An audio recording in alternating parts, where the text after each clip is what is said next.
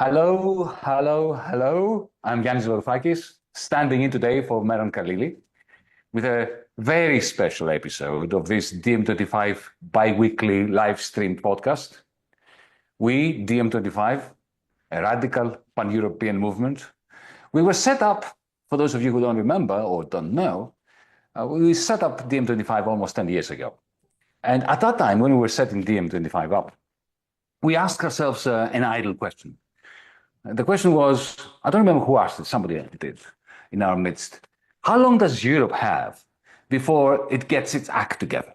Before it, Europe, along with the North Atlantic neoliberal consensus of the time, begin to crumble under the weight of its hubris, of its inane policies, policies based on the toxic combination of austerity for the many, for the majority, socialism for the few, particularly the bankers, almost next to no serious investment in the green and digital tech of the future, complete European subjugation to the United States and NATO, including, of course, being co-opted in the new Cold War against China. Back then, this was end of 2015. We predicted that this Europe, as it was functioning, has at most 10 years before it collapses. Remember, that was 2015. So 15 plus 10, 25. That's why we added the number 25 to our name, DM25. And just a curiosity, but I think it's quite significant. This was a suggestion that we added the number 25 next to DM by a great friend, Julian Assange, who after all those 10 years, incarcerated, he's today free. And I welcome that. Sadly, that prediction of ours in 2015 seems to have come true. 2025 has indeed been the year, it is evolving into the year when Europe is clearly paralyzed.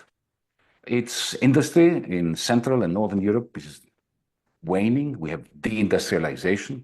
We have a continent that should be a source of light and hope descending into idiotic warmongering, what some people call military Keynesianism, which is the bastard child of Keynes, nothing to do with Keynes.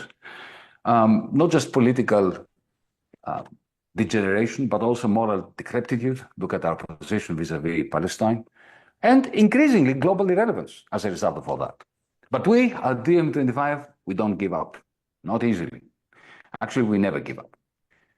Today, this evening, we have a truly special episode. Now, let me connect it to 2015, because in that January's election, the people of Greece, for some reason, voted in people like me to say no to the policies that were wrecking not only our country at the time, but which were the harbinger of today's deindustrialization in Northern Europe, as well as its political paralysis. From the first day in government, Jeffrey Sachs, the famous Columbia University professor who had been collaborating with and actually advising countless presidents, prime ministers, governments, international institutions like the International Monetary Fund, well, Jeff approached me with an offer to help, which of course I immediately accepted. He came to me, to an outsider, me, with a reputation of the seasoned insider. We went to Brussels together. I remember those meetings we had.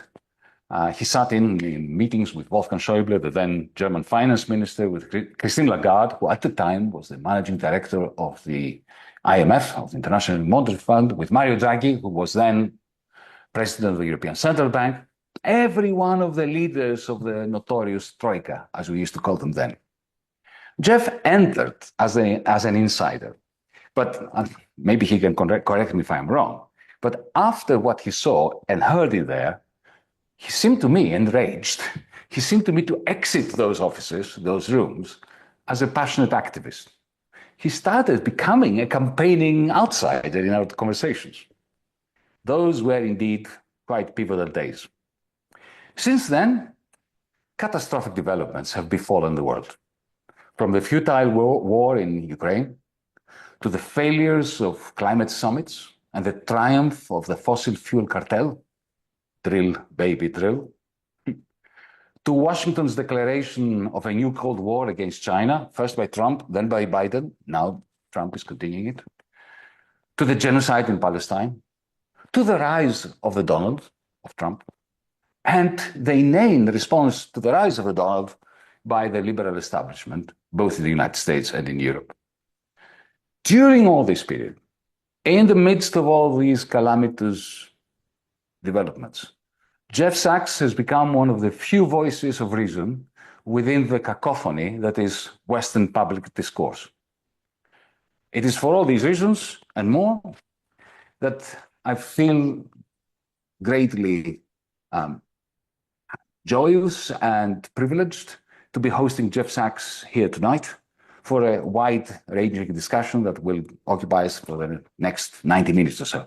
But before I hand the floor over to Jeff, let me encourage you, our audience, to go into the chat and post your questions, your comments, your rants, accusations, whatever you want.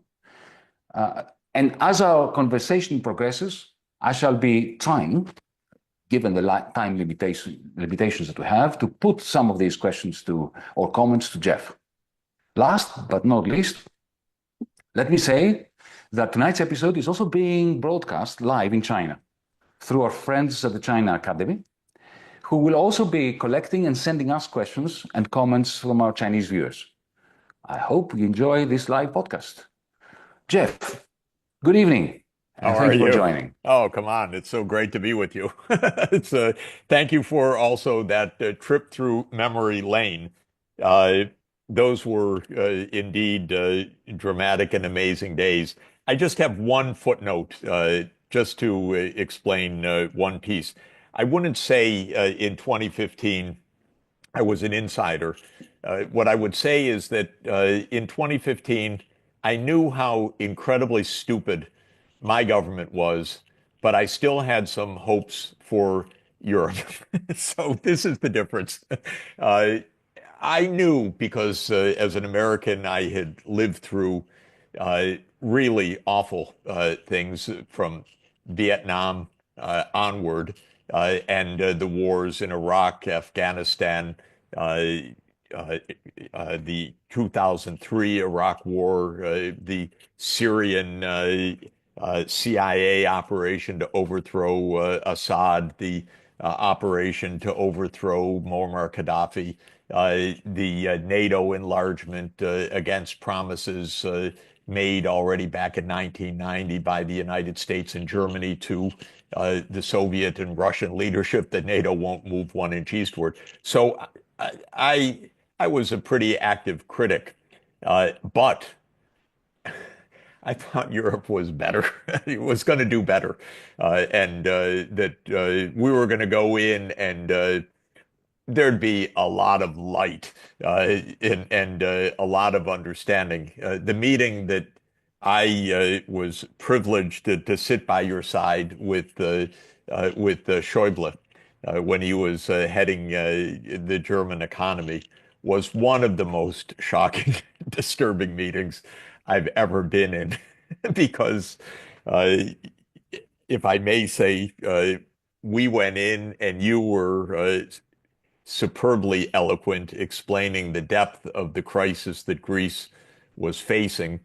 And I remember you explaining that, Mr. Schäuble, uh, please understand that in Athens today, old people are picking food out of the garbage pails because there's so much hunger.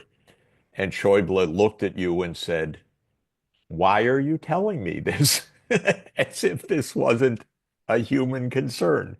And you you were taken aback. You said, "Because it's so serious. We need to do something." And he looked at you, said, "Well, yes, we have an agreement." And you said, "Yes, but that was the other government which just was defeated because the policies weren't working." And he sat there with his hands folded and said, "We have an agreement. Is there anything else you would like to discuss?" And this was the kind of shocking arrogance I would expect of an American official, but I actually didn't quite expect it in Europe, and I was naive at that point. I thought something better would come. Well, we've learned Europe did not and does not have its act together. And what's in these days absolutely shocking for me is that while I believe that the Ukraine conflict, and we're going to discuss it, I think, at some length, essentially Of was course. provoked by the United States, now that Donald Trump is actually taking an exit ramp, the Europeans can't figure out to join the exit ramp. They want to continue the war. So the level of misgovernance in Europe continues to amaze me. I'm sure it doesn't amaze you, but it does amaze me that Europe can't even figure out peace when it's in their face. And that is profoundly troubling. So, in any event, we're going to look at all of that together. But indeed, going back 10 years was an eye opener for me in that way. Yeah. I'll tell you the meeting with Schäuble, just very briefly, so we can move on to Ukraine. The meeting with Schäuble that seriously shocked me was not at the beginning when you were with me, but towards the end when you weren't in the room.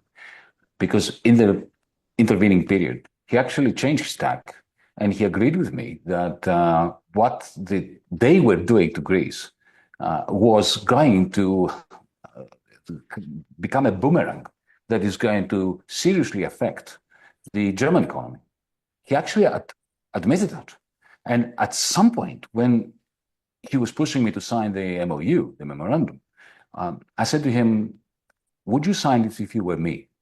And to his credit, he never admitted that in public, but to his credit, he looked out of the window for a while and he said, as a patriot, I wouldn't.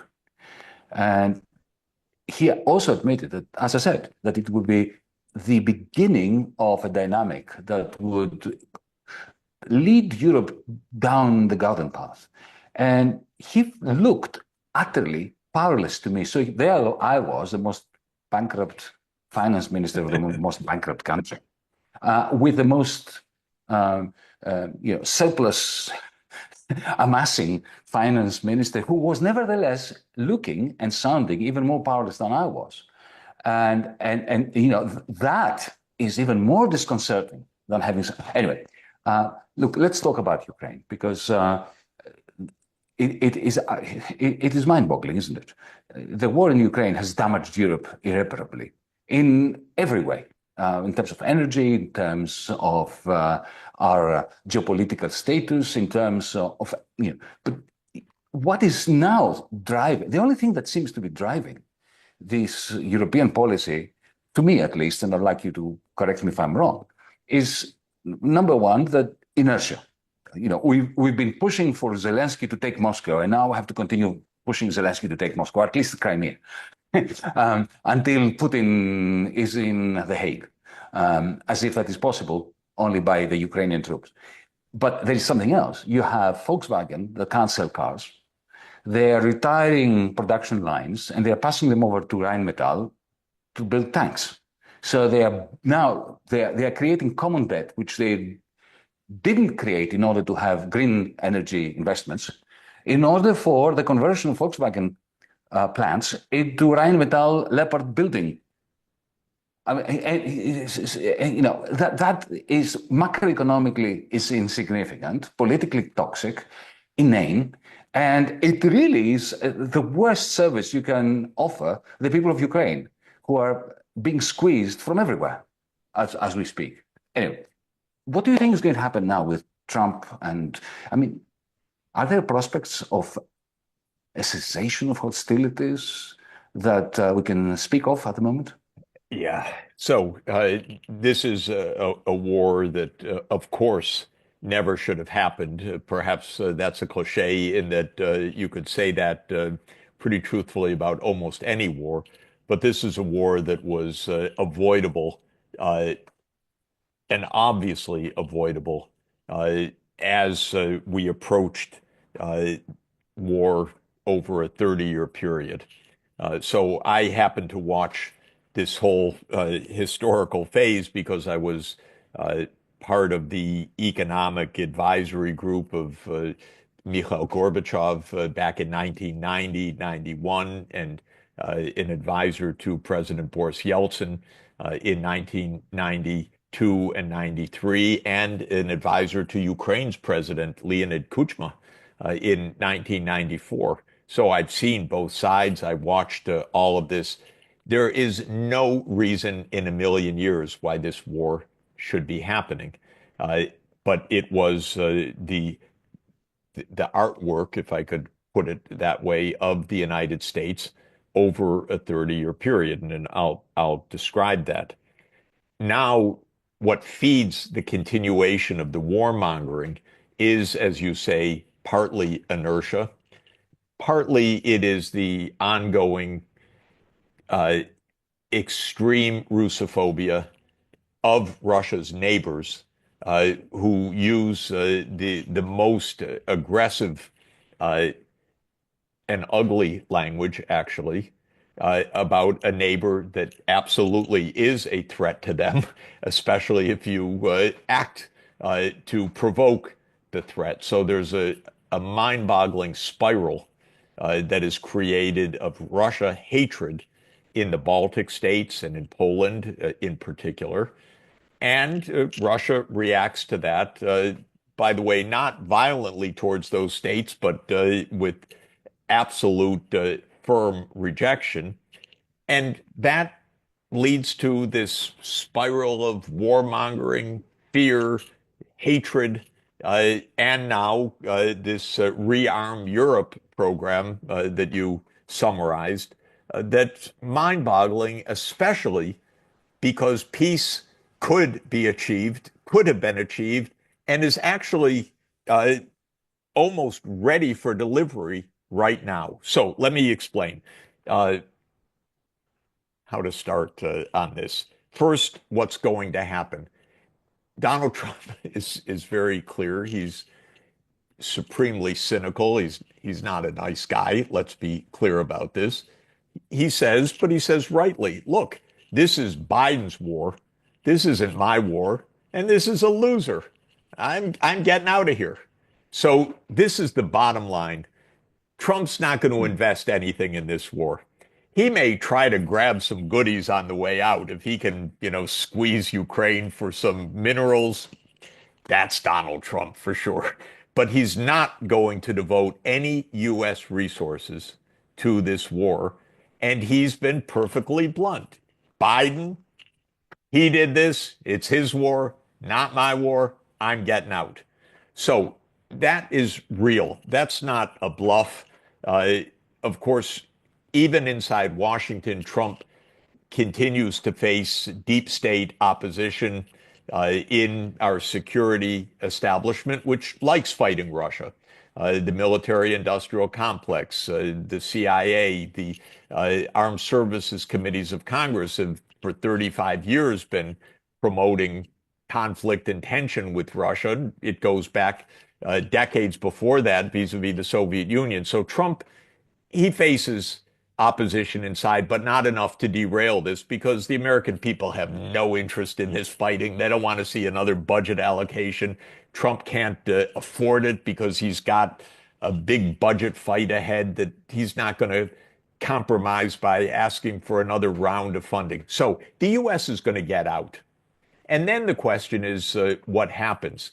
Well, Ukraine cannot fight onward without the U.S. because it couldn't really fight onward with the U.S. So Ukraine was losing even when Biden was doing whatever the United States could do.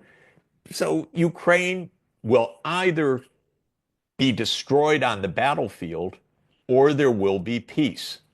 Now, what's happening in Europe is mind-boggling. They're telling Ukraine, we'll fight on together. In other words, you continue to die, Ukraine. You continue to be bloodied. You continue to lose territory. Why do they say this? Again, to me, maybe I'm a little naive. It's a puzzle, I have to say, because it's so shockingly wrong-headed and so shockingly destructive that it does give me pause. There are obviously many arguments that one could invoke. Truly, the Baltic states and Poland hate Russia to the core. And so if someone will fight Russia, they'll support that as long as it's not them personally. And so they're using Ukraine. Germany's probably using Ukraine in the same way. We don't want the front line to be on Ukraine's western end. Uh, Rather, we want Ukraine to be fighting Russia as long as it's still a big distance from us. What's the real harm? Maybe Mertz is saying this. Of course, these are false choices. This is all ridiculous because there could actually be an end of conflict that would stick. Russia doesn't want to have endless war. It doesn't need to.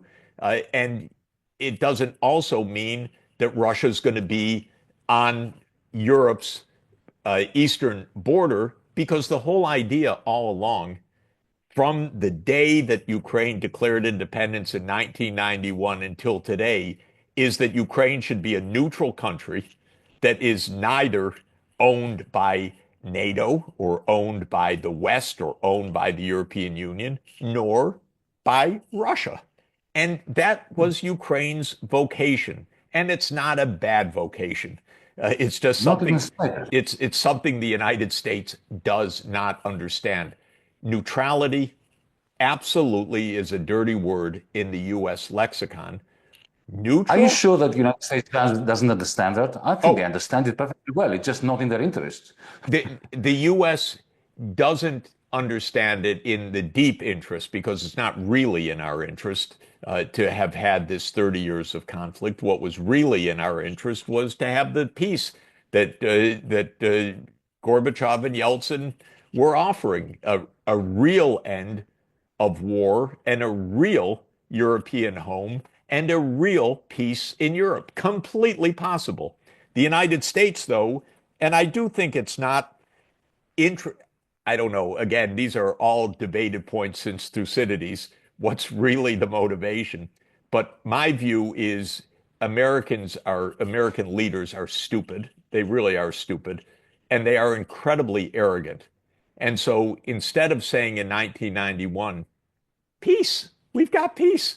Gorbachev, he's offered peace. Instead of saying that, they said, we won, you lost, now we do whatever the hell we want, and you have nothing to say about it.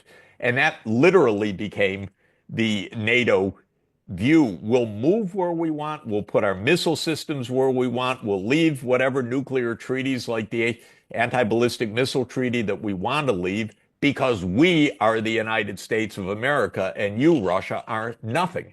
And so I don't think it was interest so much, except the interest of someone playing the game of Risk, thinking that this is a big board game and you need your piece on every spot of the globe in order to win, so to speak.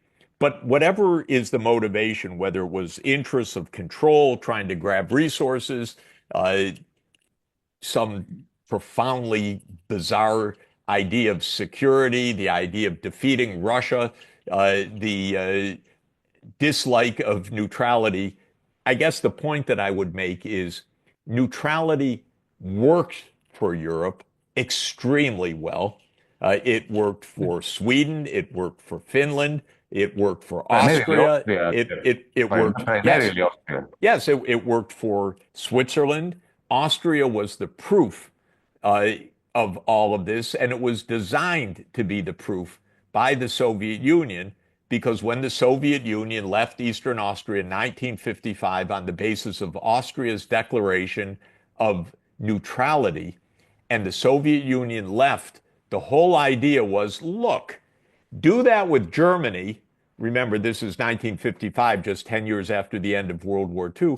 Do that with Germany, and the Cold War is over. And the United States said, hell no, NATO, NATO, NATO. We're going to defend against the Soviet threat. We're never going to accept neutrality of Germany and demilitarization and so forth, because they already had their eye on defeating the Soviet Union.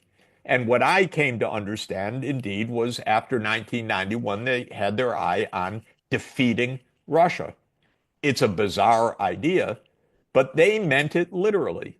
You know, one idea of Brzezinski was that Russia would basically fall apart into multiple pieces. He talked about Russia being a loose confederation of three different parts, a European part, a Central Asian part, and an East Asian part.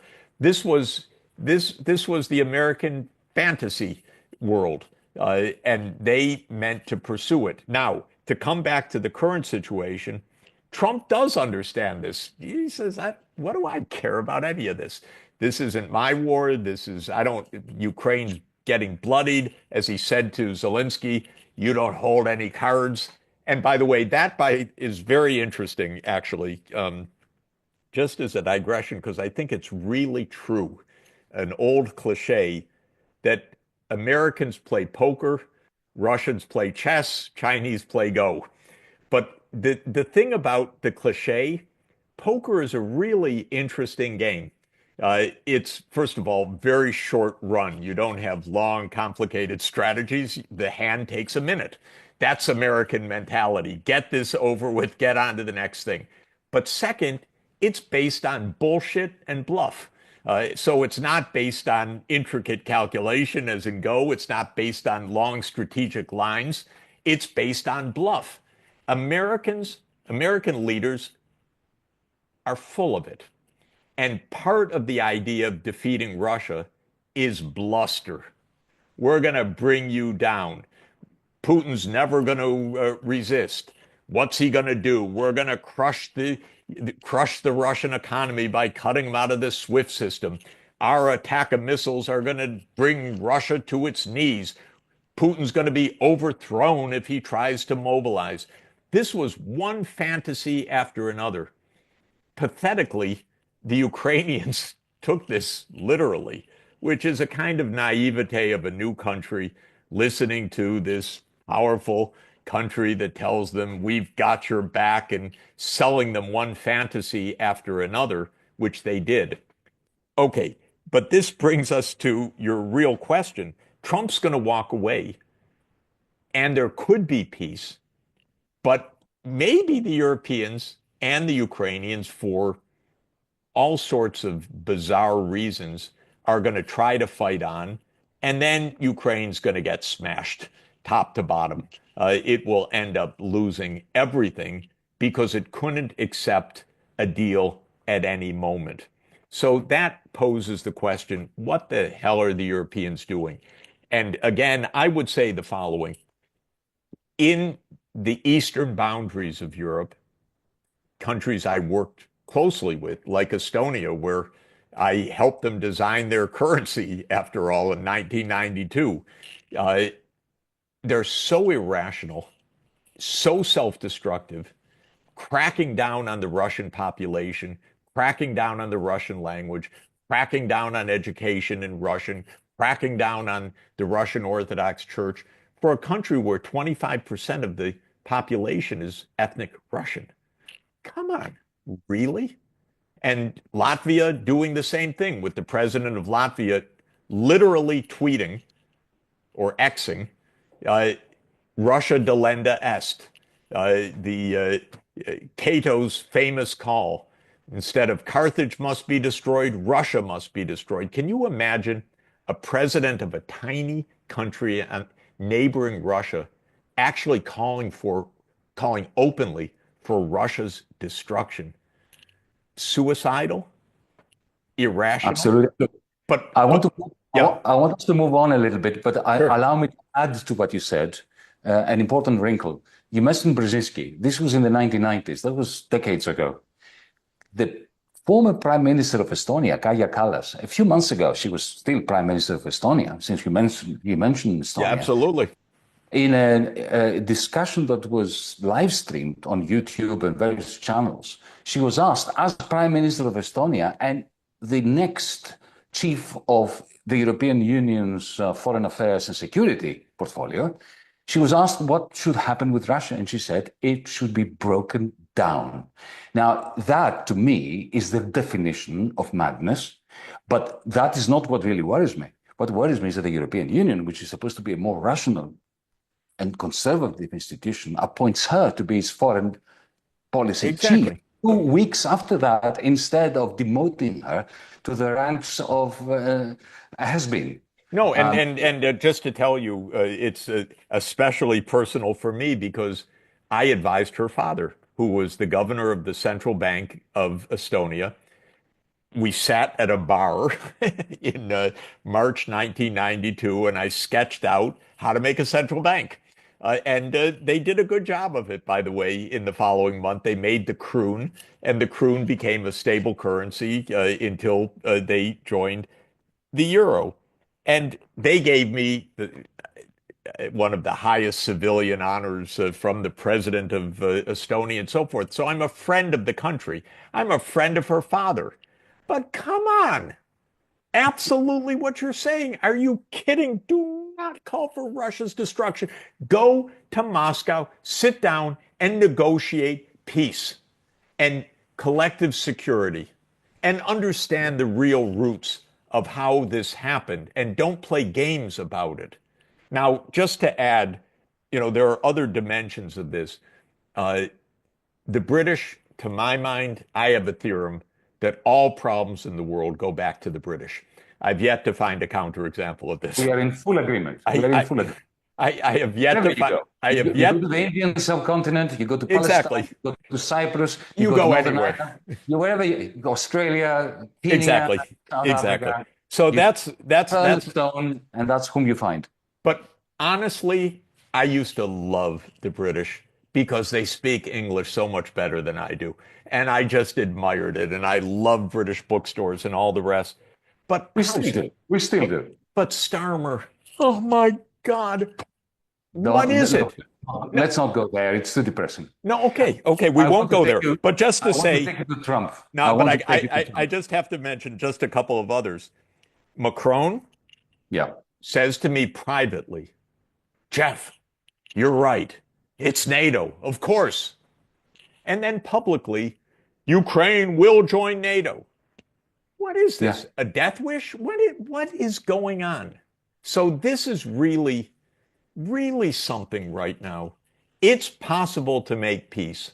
And can I take 2 more minutes just on this? I know we want to move on, but I watched all of this very close up. Up until 2014, Russia made no territorial demands on Ukraine of any kind at all, period. The only territorial issue with Ukraine is that Russia wanted and negotiated in 2010 a 25-year lease for their naval base in Sevastopol in the Crimea. That's all. They didn't say Donbass, this, that, nothing.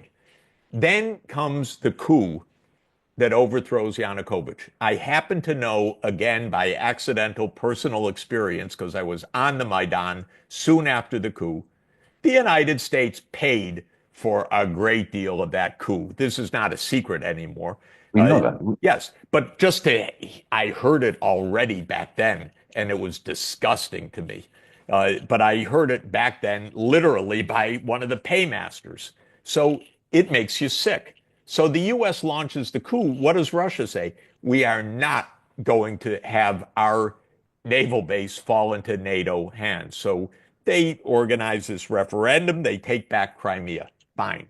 Even then, they didn't say we annex the Donbass. Of course, the Russian-speaking populations break away. And what does Russia do? It's extremely interesting and important. It says those regions need protection for their ethnic Russian populations, for the religion, for the language, for the Russian culture. And they help organize the Minsk II agreement. Now, I learned something very interesting about the Minsk II agreement last year.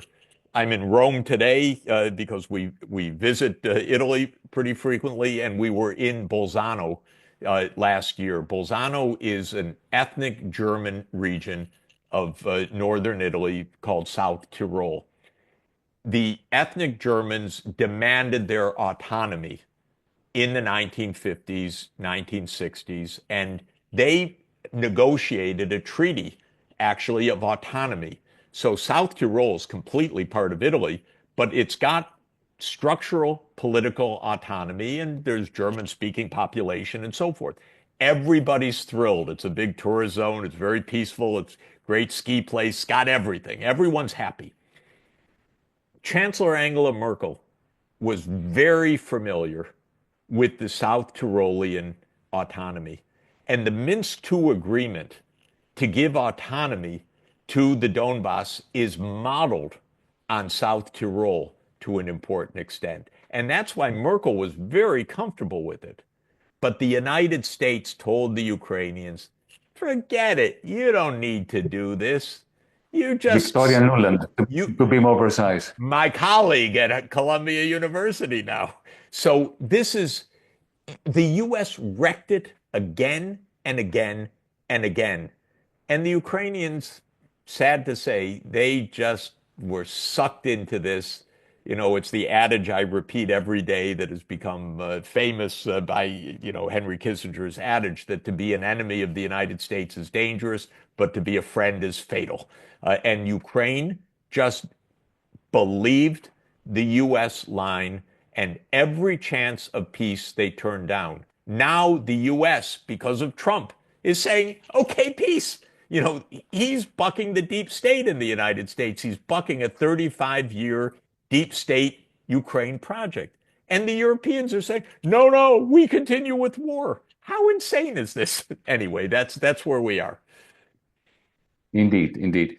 Look, before you mentioned quite accurately that American presidents play poker and through bluster and bluff often shape the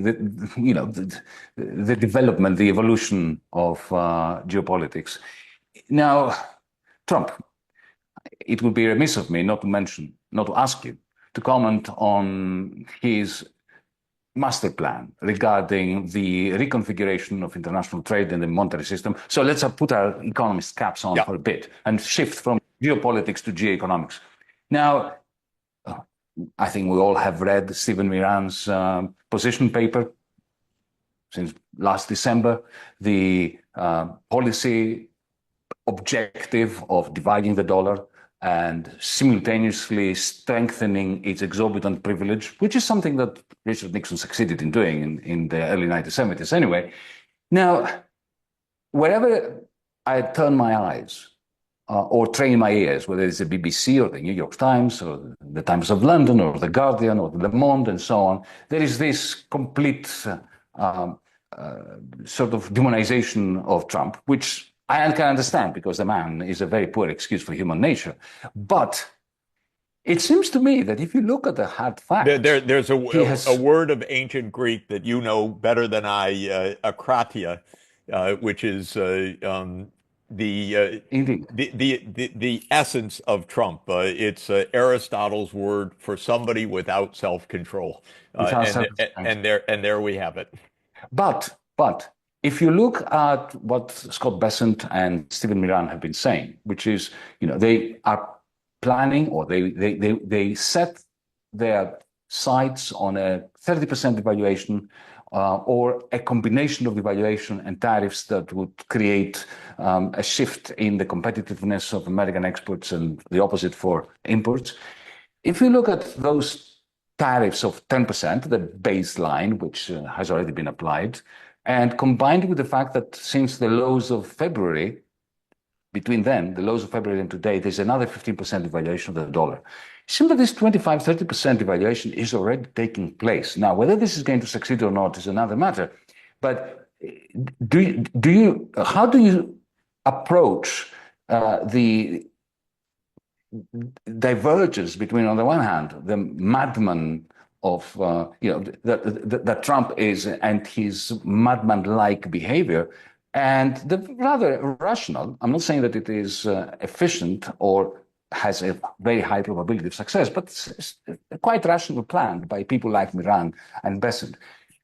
Do you think, one last comment on this, Richard Nixon was a bit of a madman himself, but he had people underneath him like John Connolly, like Paul Volcker, like Henry Kissinger himself, who could see from 1970, 1971 onwards that to secure the hegemony of the United States while the trade deficit was burgeoning, they had to effectively blow up the Bretton Woods system. Is there any rationality that you see, as I try to detect in what's happening in the administration of Trump, not in the brain of the Donald, but in the overall approach of the administration and of the people that he has around him who are not complete laggards? No, I don't think so. I really don't think so. Um, you know, Elaborate. I think that two things. One, uh, I'll talk about the macroeconomics of this, and second, the longer term developments. Let me start with the longer term developments. Countries succeed not by manipulation of currencies or uh, other gimmicks and measures. They really succeed by science, technology, education, technological advance, investments by government, investments by the business sector, and so forth. Trump is doing nothing except undermining that long term.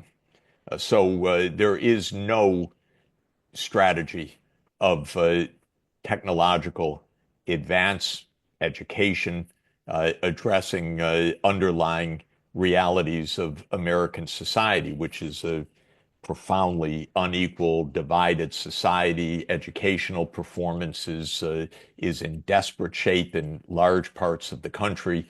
Uh, and Trump is busy having a cultural revolution against the universities, including my university. But basically, he's undermining America's research and development system because it is an ecosystem that's built around the universities.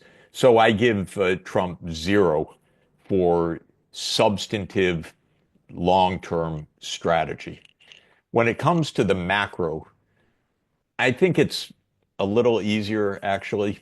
Uh, to my mind, we run large trade deficits because we have 7% of GDP budget deficit. And the dollar has been operated like an endless credit card. Uh, we have had an exorbitant privilege of borrowing endlessly at low interest rates, and both political parties are fiscally irresponsible is such an understatement. But there is no systematic fiscal policy in the United States, no longer term view. Of course, we get the Congressional Budget Office to give us a long-term report every year, which shows that the debt is going to reach 160% of GDP in 30 years on current policies and so forth. And the underlying reality of that is America is divided, an incredibly corrupt political system. The whole Washington is based on campaign contributions or threats of primarying somebody by big money. So it's a money machine. And nothing's going to get better by Trump about this. We have essentially $1 trillion a year current account deficit because we have a $2 trillion a year budget deficit. If there was a real interest in getting the currency competitive and getting the economy to move from deficits to trade balance, you'd cut the budget deficit. But to cut the budget deficit is contrary to the core interest of both political parties, which is to give tax breaks to powerful interest groups. So they are using every kind of other device. Uh, and the point is, if you put on these tariffs, which are structurally really so poorly targeted and inefficient, it's beyond belief because every industry depends on imported intermediate products. So tariffs don't help industries. Tariffs destroy and dislocate more than they actually promote in this system of global supply chains that we have. If you do that and you aim to depreciate the currency, and you aim at massive tax cuts in the future, and these Republican leaders are aiming for military spending increases on top of all of this, two things are absolutely clear. One is the budget deficit will remain huge, which it will. They will not close the budget deficit.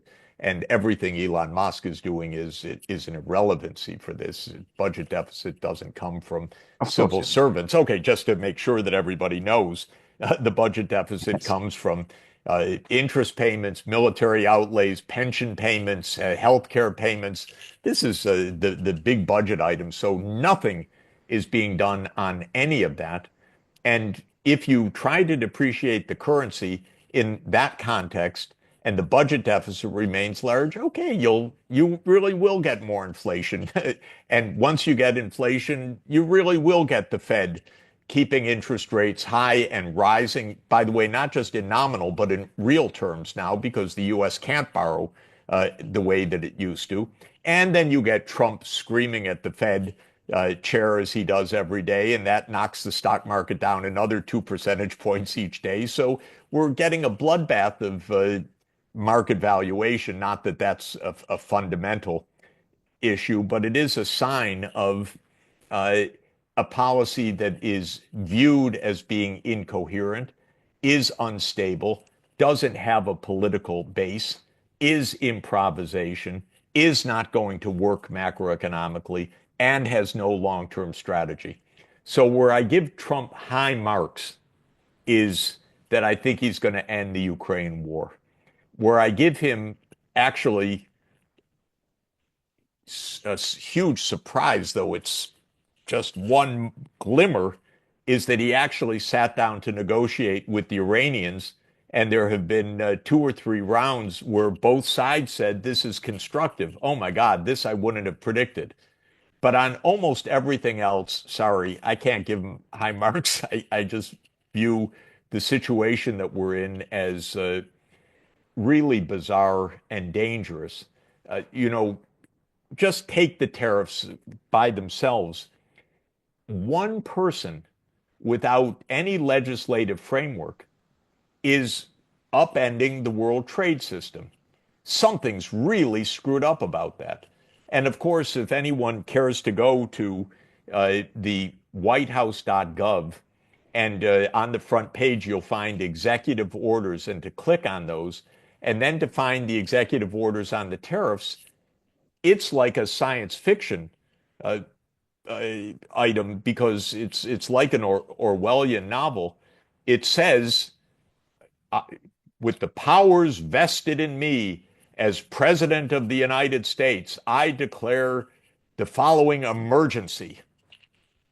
Emergency? What's the emergency? 20 years of trade deficits? So that's the look, Jeff. You know what it is. He's using the same trick as Carter did, in order to bypass having to. Of course, push the tariffs through Congress. I object to it. I don't like one person rule. But Biden did the same thing. Biden did exactly.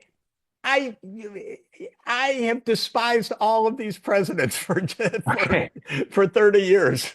I understand. Look, you know that I have a different view on this. I do believe that you're right in everything you said, except that the American hegemonic model managed in the 1970s through policies that damaged massively the socioeconomic fabric of the United States to maintain and to enhance its hegemony alongside its budget and its state deficits. And I do believe that he's simply trying to give this a second wind, a second life. Yeah, but by the way, it's so interesting. And just one last comment. I think the worst enemy of the Trump team's macroeconomic plan or global plan, the worst enemy would be success. Because let's say, I don't believe that he will succeed in doing it like you don't believe it. But suppose for a moment, just for a moment, that he shrinks substantially the trade deficit of the United States.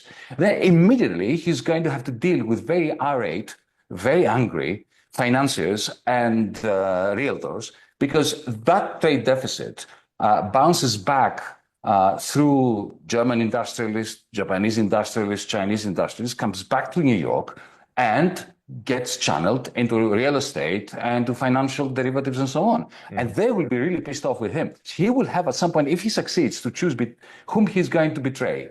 The MAGA working class that voted him in, or his financier and realtor friends. I think that is the political conundrum that he's going to face if he succeeds. If he doesn't succeed, then I simply think that we're moving towards a very divided globe.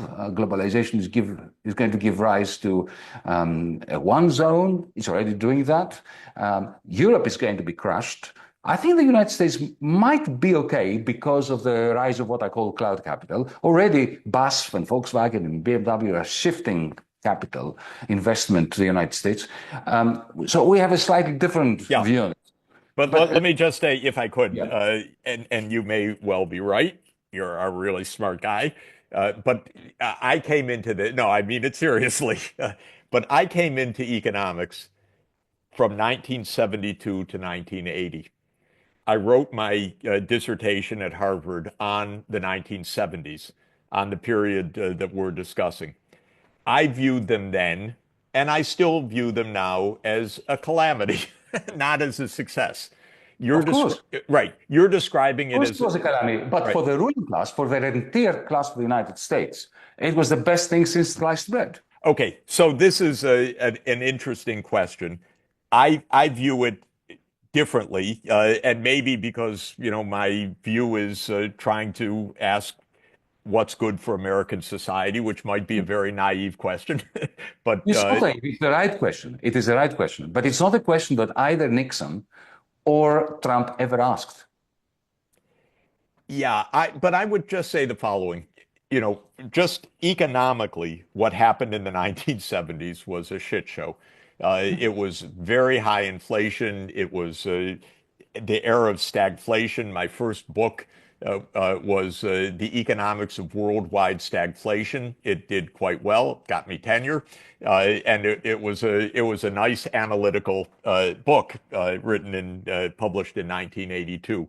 And the era was viewed as, a complete mess for the American economy. So I guess one thing I'm saying is, we should continue the discussion about whether, in a true class analysis, this was a brilliant success, and you may be, ingeniously correct on that. But from an economic point of view, it was a debacle of a decade. I would have said that American hegemony was maintained despite all of this, not because of it. It was maintained because America was still the largest, richest, technologically most advanced, militarized country in the world.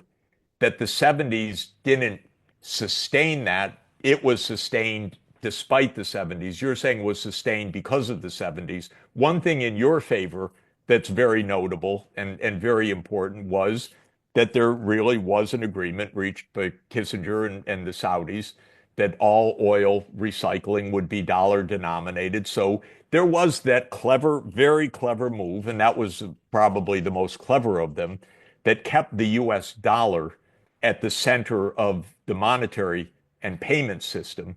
And that I give to you as, part of this.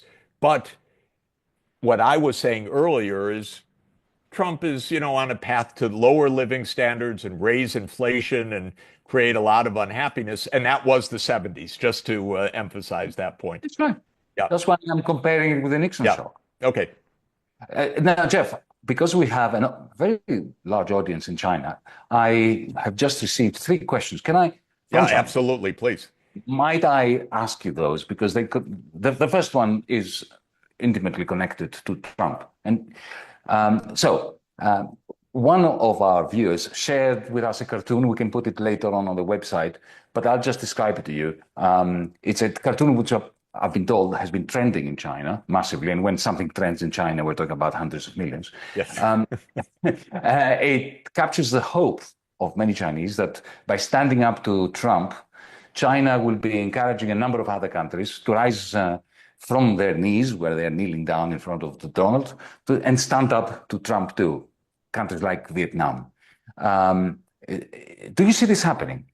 Is there any chance that some, let's say, European countries with important interests in China, like Germany, for instance, could they be one of those countries? Or do you see countries like Vietnam, but also Germany and Spain and others buckling under and taking in the end any deal that Trump may afford them, may give them? That's question number one. If I may add a second one, this person asks me, how likely does Professor Sachs think it is that the Trump administration will resort to provocations over Taiwan if he feels that tariffs alone cannot contain China? So there you are, two questions from China.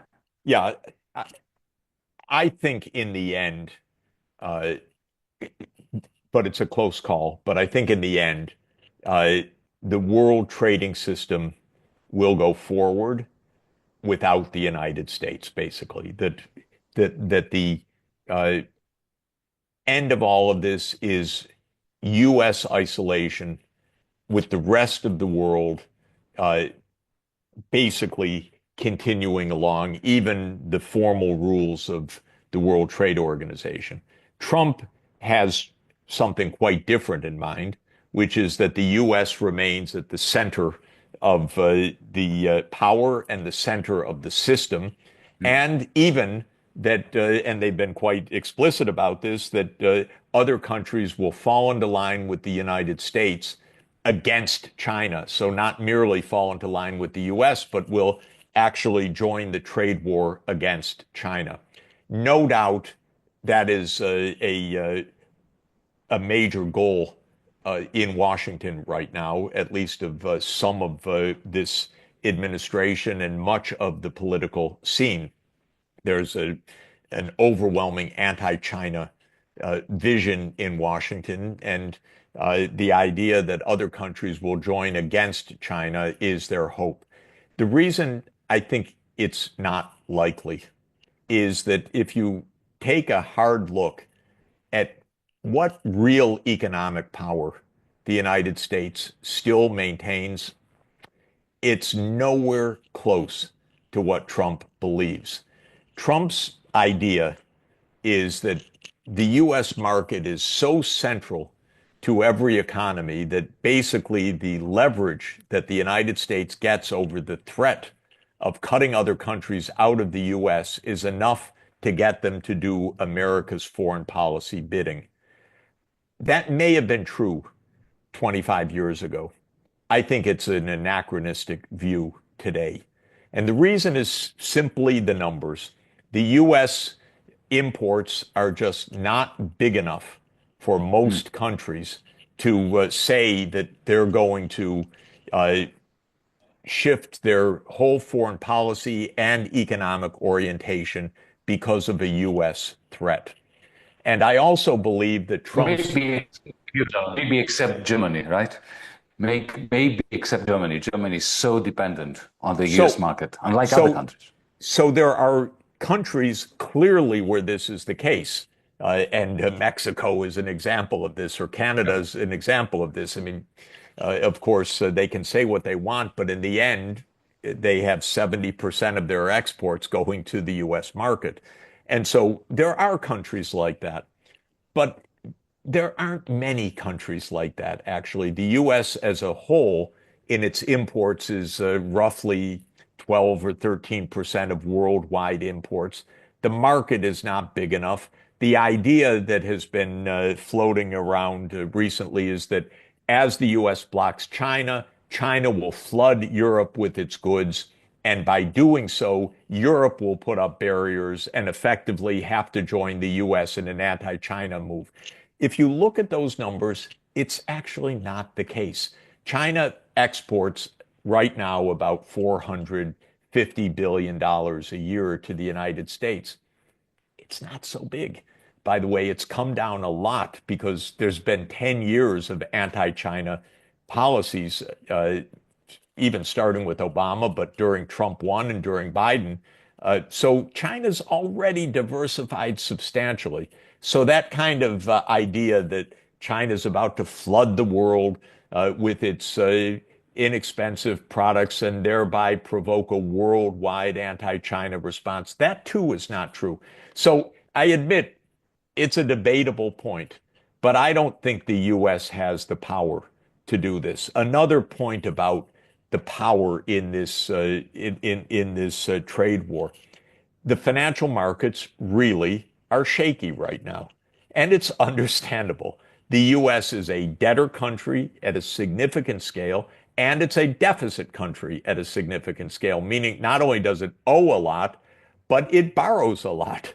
And you don't get to call the shots so easily as Trump believes when you are a debtor. And that's why he had to quickly abandon the so-called reciprocal tariffs, which were absolutely I won't even go into it. But anyway, that whole tariff list that Trump made, which was completely primitive, he had to abandon it, not because of protests about trade, but because the capital markets started to seize up and U.S. interest rates started to rise above 5%. And clearly there was a significant problem.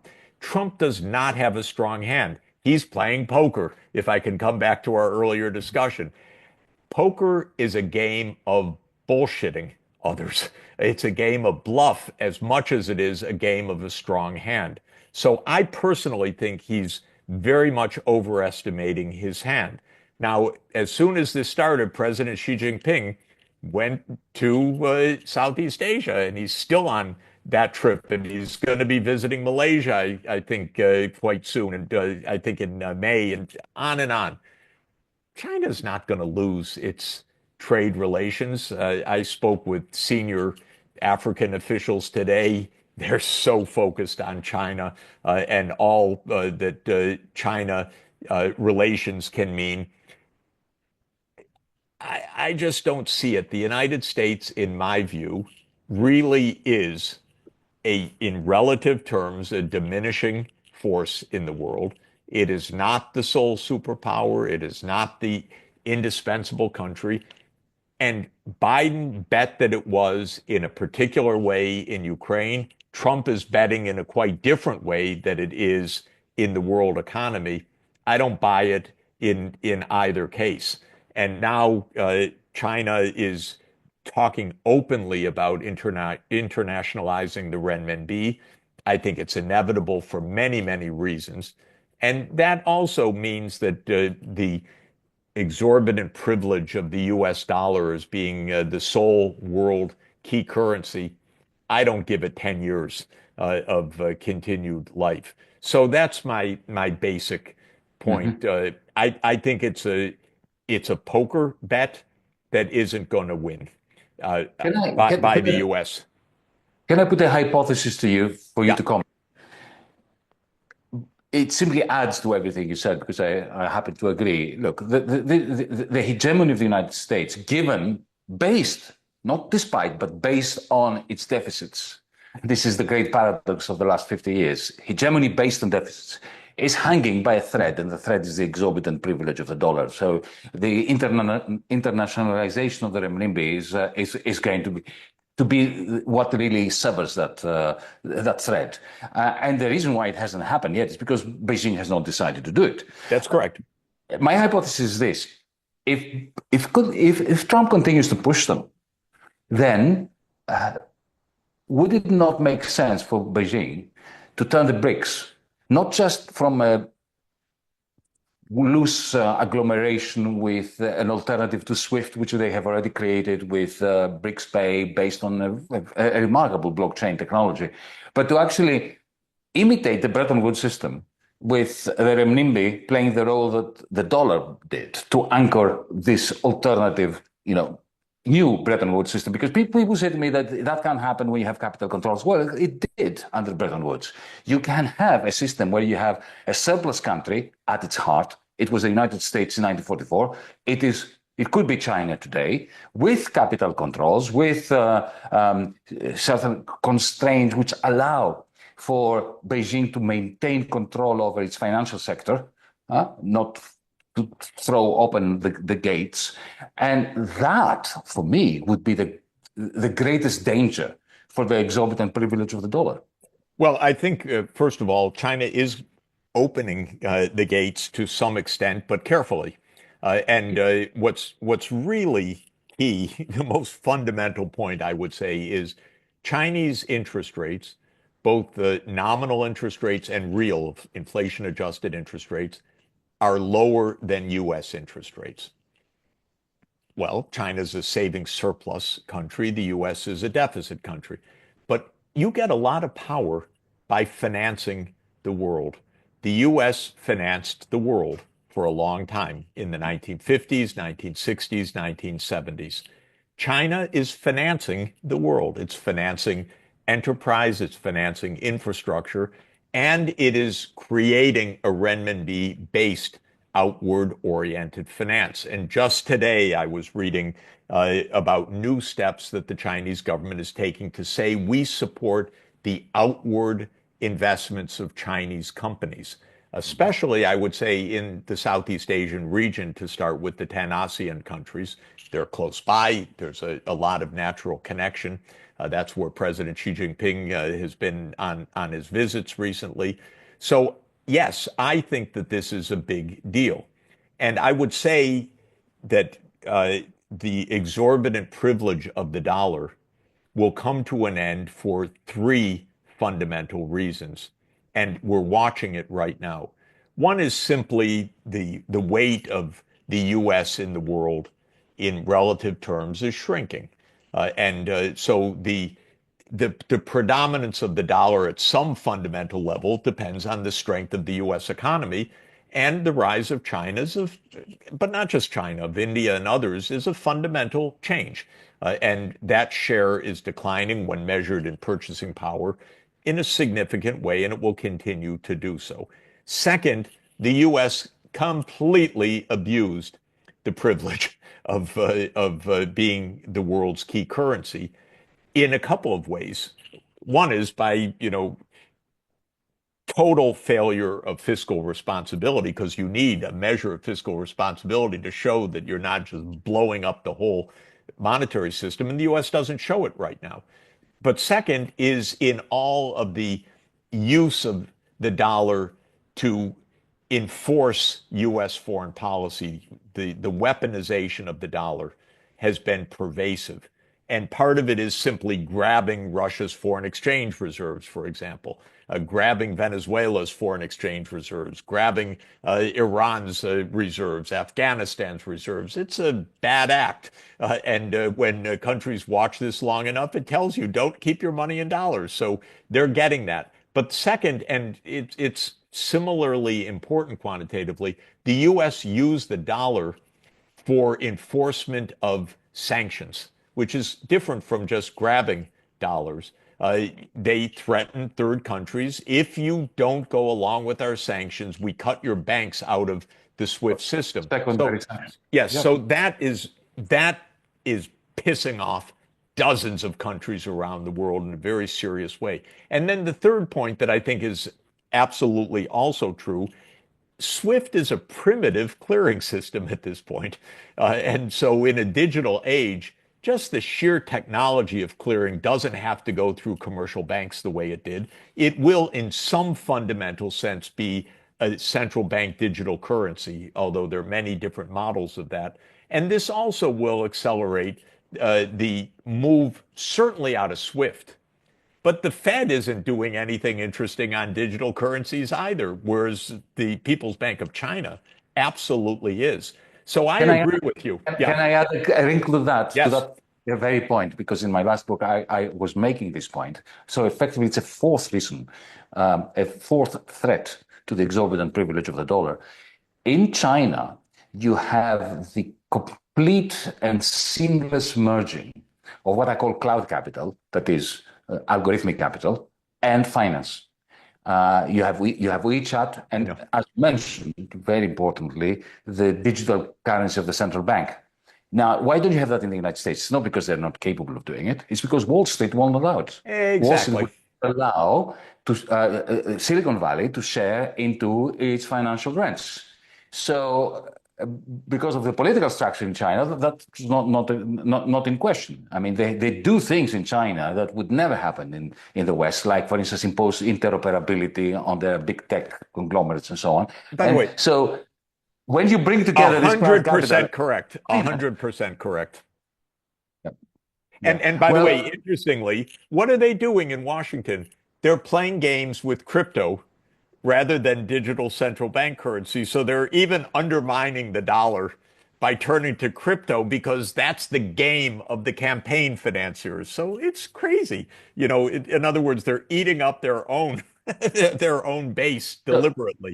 so let's go back to the question that one of our viewers from China asked before we go to a viewer from Portugal.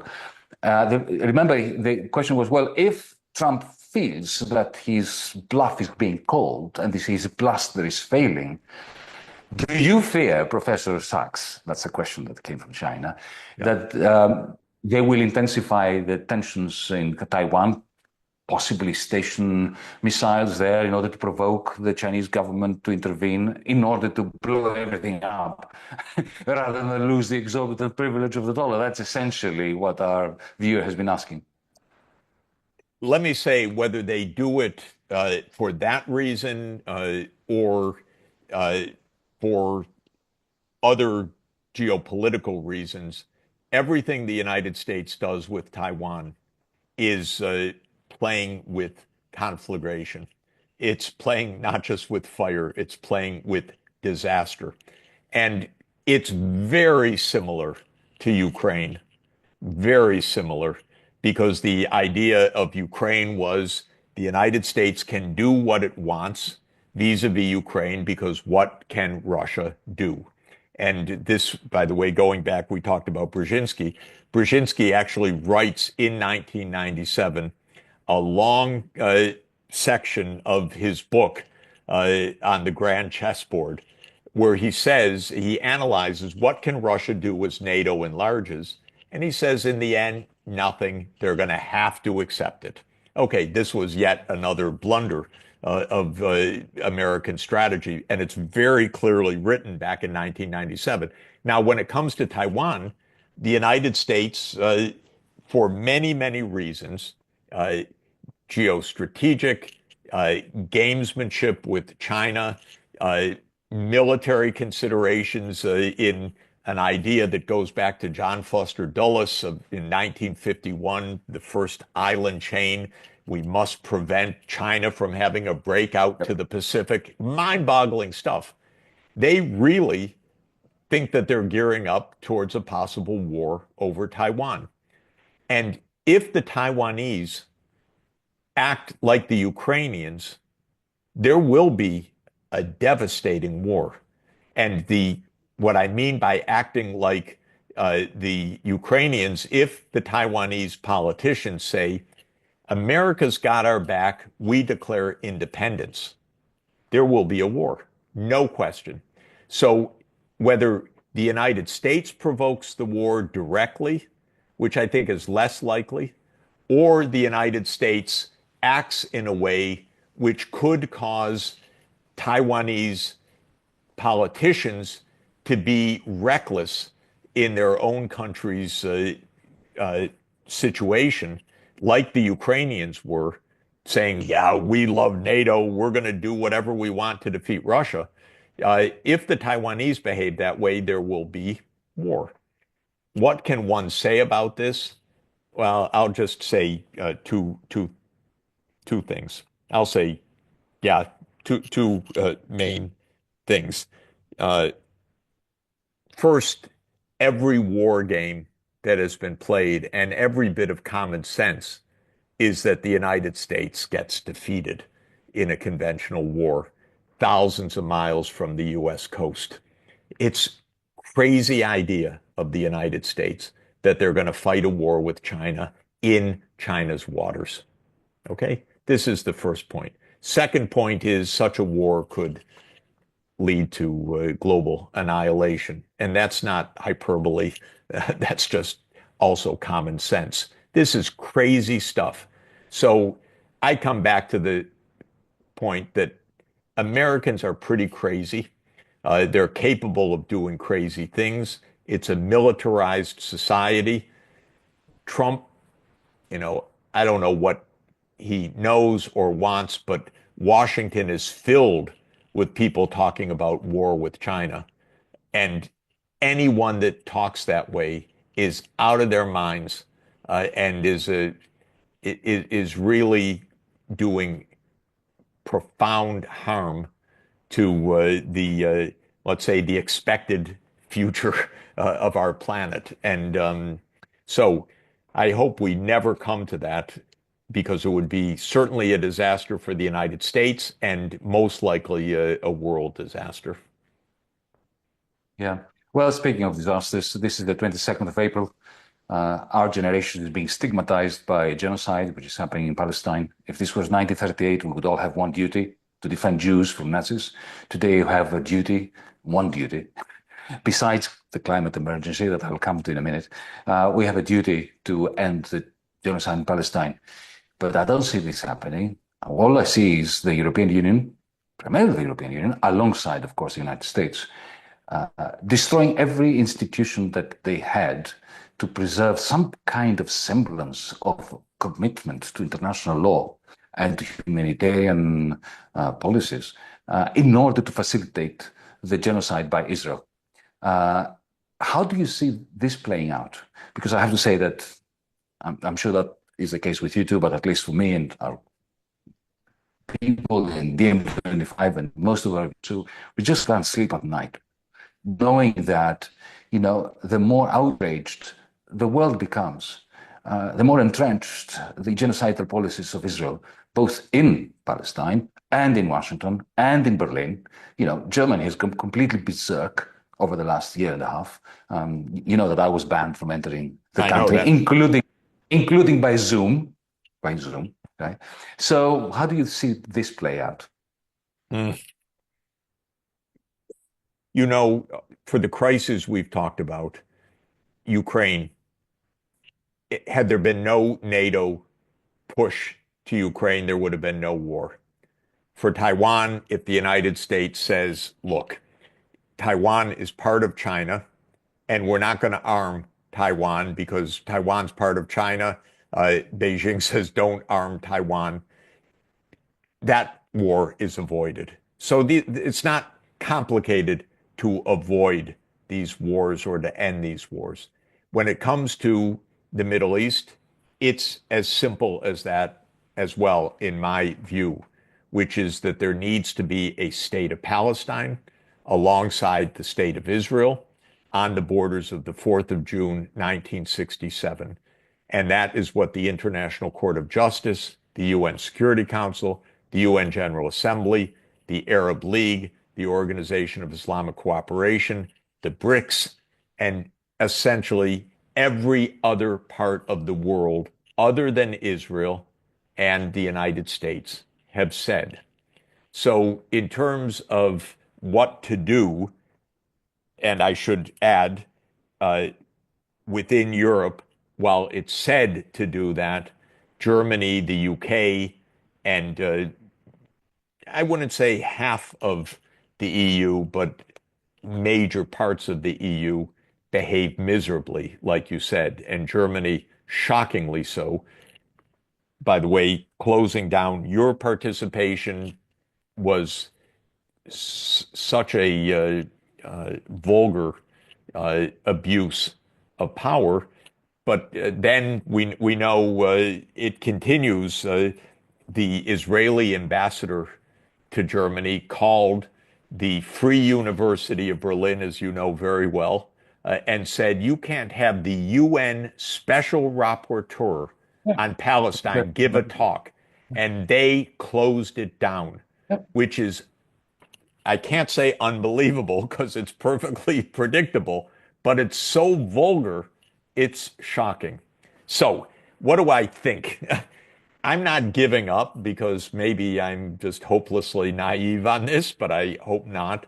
And that is, I count the votes in the UN General Assembly, where I spend a lot of time, and more than 180 countries support the two-state solution. And the ones that don't are Israel, and Israel look, it's led by a completely criminal, extremist government, criminal in the sense that it's violating the Genocide Convention, and its prime minister it has an arrest warrant by the International Criminal Court for good reason. So you have Israel opposing this. You have a handful of countries that always side with the United States, like Micronesia, because it has actually a compact with the U.S. that it has to vote with the United States on foreign policy. Nauru, Palau, uh, Papua New Guinea, with all due respect, and occasionally Paraguay and Argentina. Okay, that's about it. The rest of the world, and I made a count recently, 95% of the world population live in countries that have said squarely, we need two states.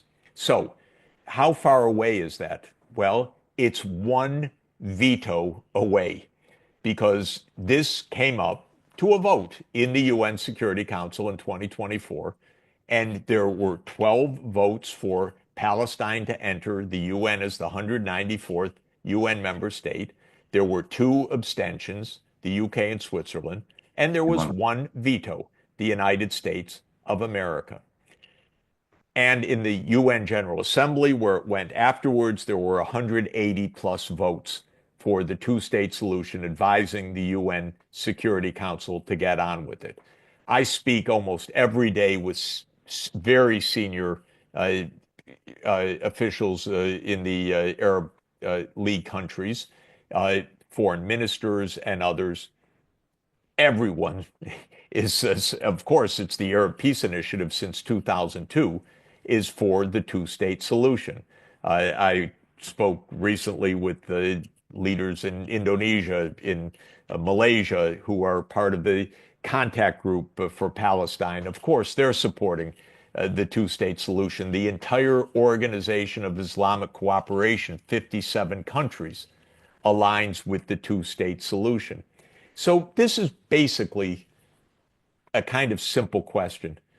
Could the United States face down this extremist, violent, criminal government? And the answer is it could, for a basic reason that is not naive. None of this is in America's true interest. It's not that America is benefiting from using Israel as its bulwark in the Middle East. No.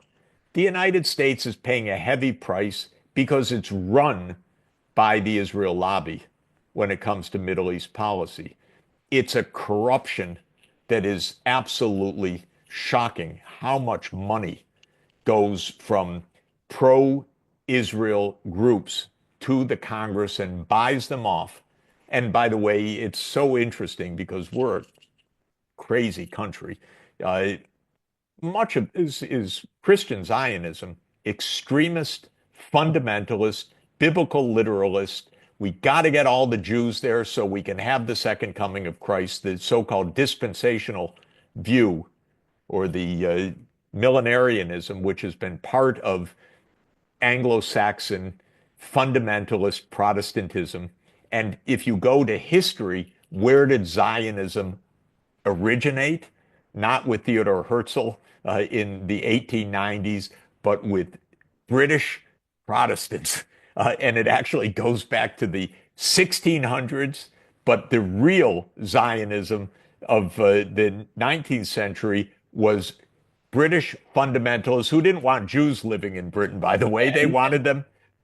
And who was in the government in Britain that voted against the Balfour Declaration? The only minister who voted against? A Jew. The only Jew in the government. Well, it turns out that Zionism was an anti-Semitic job. No, the rabbis, the whole rabbinic tradition of Judaism was against Zionism for decades. It's actually even in the Babylonian Talmud, you must not return to Israel. It's part of one of the so-called three oaths.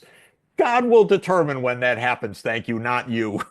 And don't go making a mess, says the Talmud. But in any event, the hold of this lobby on American politics is vulgar. And yesterday we Not had just just a, American politics, Jeff. It's not just American politics. You know, I come from a country which you yep, know, because you knew Andreas Papandreou.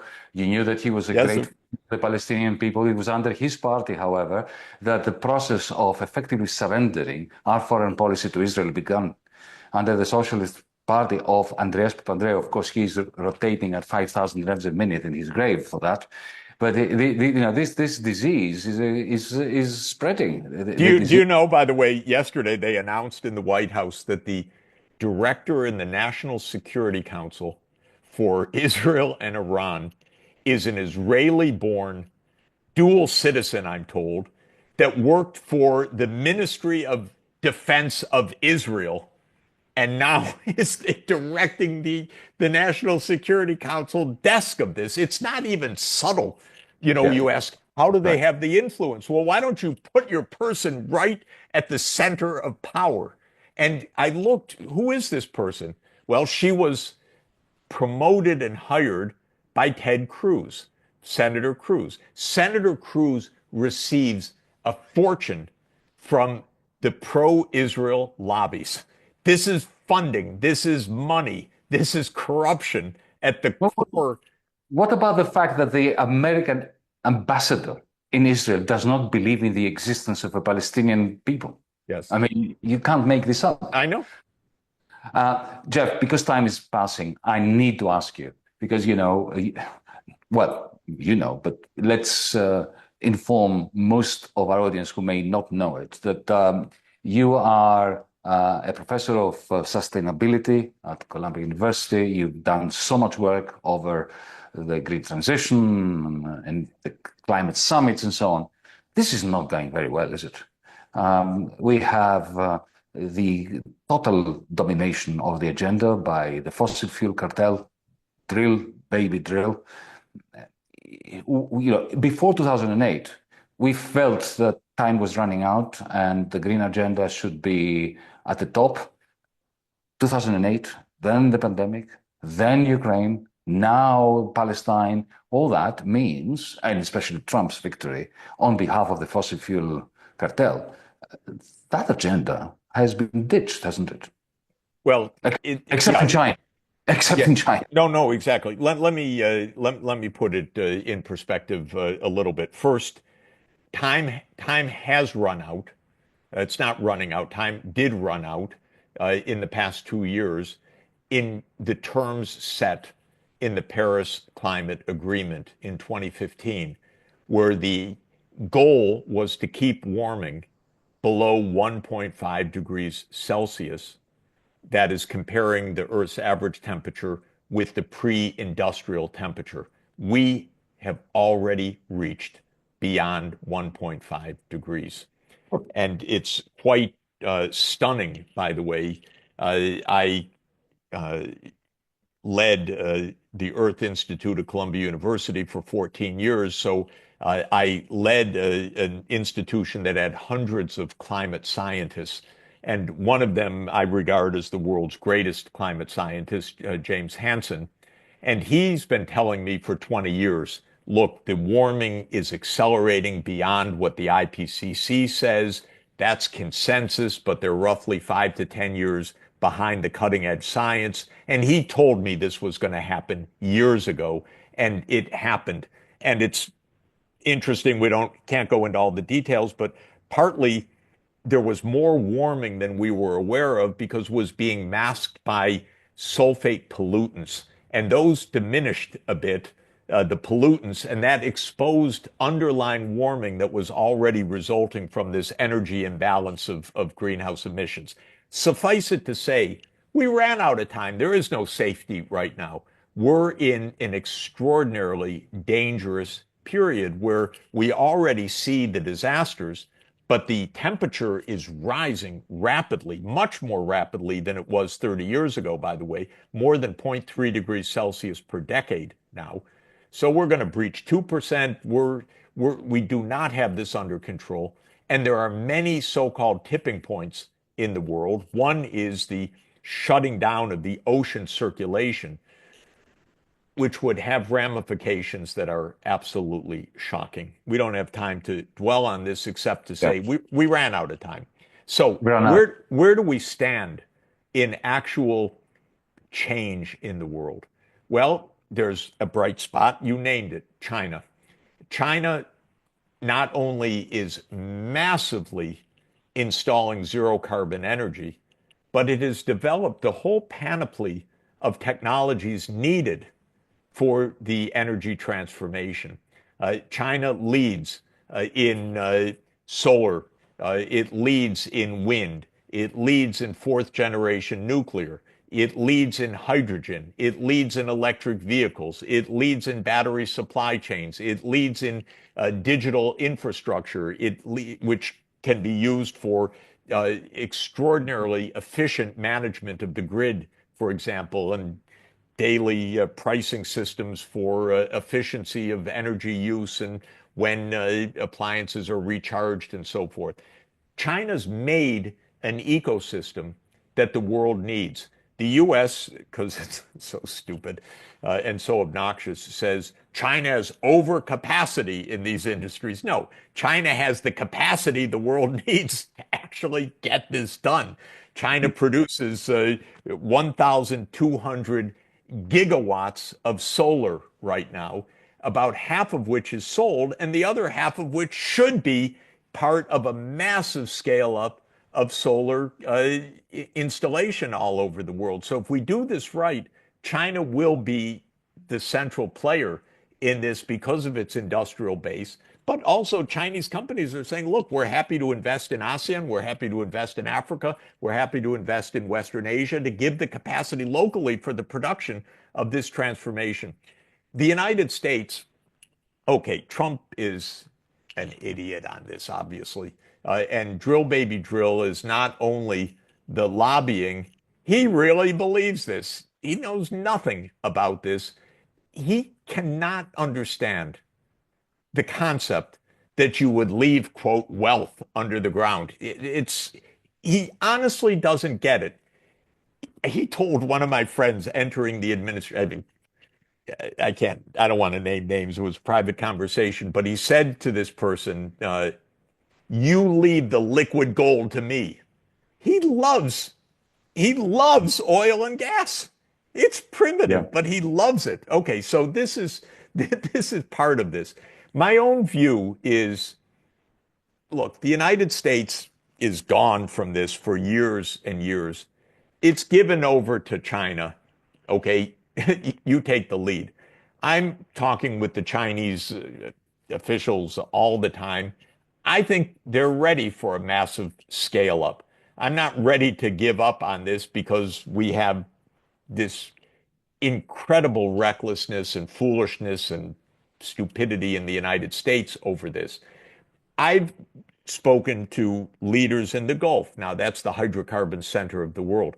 They actually know how dangerous Yeah. this is because this is the drylands. This is desert. This is not a game for the Saudis, for the Iraqis, for the Iranians. This is real. And so they say, look, we want to make a massive transformation. I believe that's true. I told you just before our call, I was speaking with the African leaders. They want this transformation. They know the partnership with China is essential for what they need to do. We were talking about the Sahel, the impoverished countries, including Mali, Chad, and Niger. They're impoverished, but my God, do they have solar potential, by the way. And so they could actually become, for the first time, a kind of energy superpower with some basic investment in infrastructure. So while we ran out of time for climate safety, we have not run out of the intention to do something, except, I would say, in the United States. And Europe, being Europe right now, pretty pathetic, saying, oh, I don't know about this European Green Deal and so forth. It's gone. It's Yeah. gone. Okay. They So ditched it. They ditched it.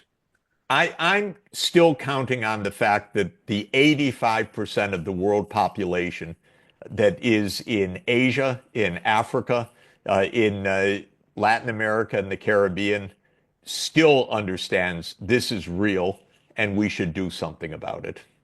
Yeah. Well, the world is running out of time, but so are we. Yeah. Let me just end with just a snippet of a question that concerns you and me, not so Yes. much together, but in the sense that we spent many decades in universities and in academia. I don't know about you, but I stayed in academia to avoid the market. I dislike the market very much. I wanted to be, to continue being a student all my life, which I succeeded in doing, and not to have a boss. And I imagined the university as a community of scholarship that nurtures heretical thinking.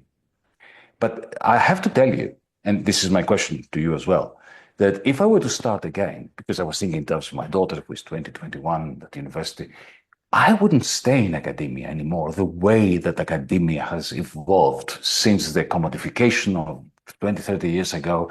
Look at your own university now, effectively bending the knee to the Donald. Would you go back in time and start your career as an academic under today's circumstances? And how do you feel about that? Because I'm pained by that. I'm pained by the fact that I have to tell my daughter, my 20-year-old daughter, that, if I were to start again, I would not go into this kind of pseudo academia. Well, you said what I always say, which is I entered university in 1972, and I consider that I've been kind of a grad student for 53 years now. I like it, so I do love it. Uh, my idea of what we ought to be doing comes to your town. When I go to Athens, just behind Constitution Square is the Lyceum, where Aristotle walked. I love to walk there.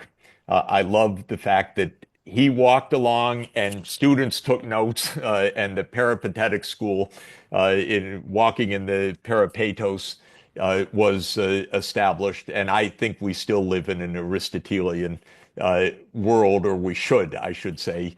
You Uh, and I, because we have tenure, but the young academics that are rising up, even the ones who get tenure, they spend most of the time writing grant applications and trying to get money together. no, I don't want to gloss over. I Ridiculous don't. number of hours.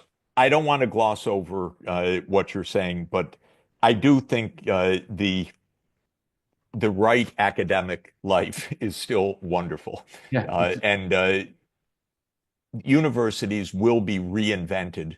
They'll be reinvented because of technology, because of online. Our communities will be global in different ways. The way we teach, the way we work will be different. But there's something, at least for me, I can't deny it. I love the fact that I learn something every day, that I have the time to read something that I'm paid to do it. Seems absurd, but but there's I have to recommend it, and I have to say, of course, the commodification is real. Of course, it's depressing watching university behave like a corporation that is looking at a PR something or other. We're in the midst of that right now.